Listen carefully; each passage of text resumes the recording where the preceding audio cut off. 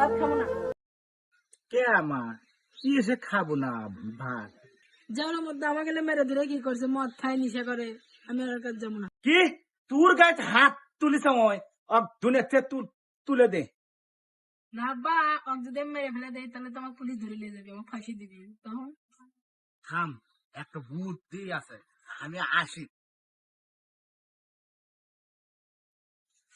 এই যে মা ধর, এই ওষুধ জামাইয়ের ভাত খাওয়ার সময় ভাতের মধ্যে তরকারির মধ্যে মিশে মিশে দেবো, ওই তিলে তিলে মরবি ওই, আর ভালো ব্যবহার করিস, কেউ বুঝবি না যে তুই মারিস। আচ্ছা আব্বা।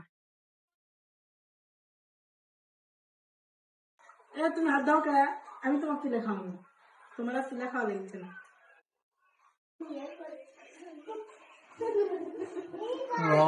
তুমি খেয়ে ভালো হয়ে গেছে।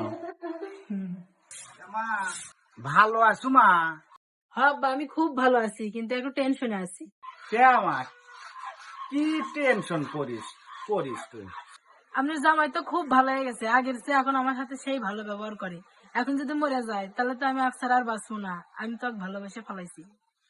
মা তুই কোনো টেনশন করিস করিস না, ওর মধ্যে দিছিলাম আমি পানি, ভালোবাসা দিলে ভালোবাসা পাওয়া যায়।